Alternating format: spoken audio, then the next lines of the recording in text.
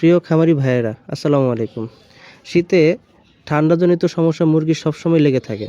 তো এর জন্য আমাদের কি ওষুধ মেডিসিন ব্যবহার করি আমি, সেটা আপনাদের সাথে শেয়ার করব। এটা হচ্ছে ডক্সিভেট, 10 গ্রামের একটি প্যাকেট।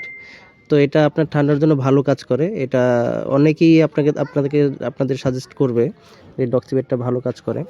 তো আমিও সেজন্য ডক্সিভেটটাই ইউজ করতেছি। তো এরপরে আমি নেব হচ্ছে ভিটা 3।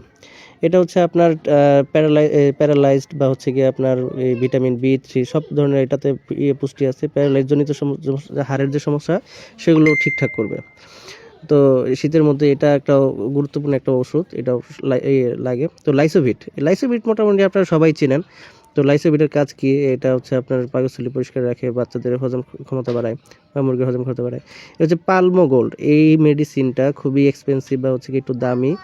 তো এটা কফের জন্য, কফ দূর করতে মুরগির খুবই ভালো কার্যকর।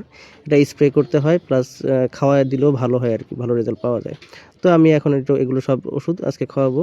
অল্প পরিমাণেই আর কি আমি ব্যবহার করব আজকে, 1/2 লিটার পানিতে মাত্র। তো যাই হোক, এই হচ্ছে আমার অবস্থা।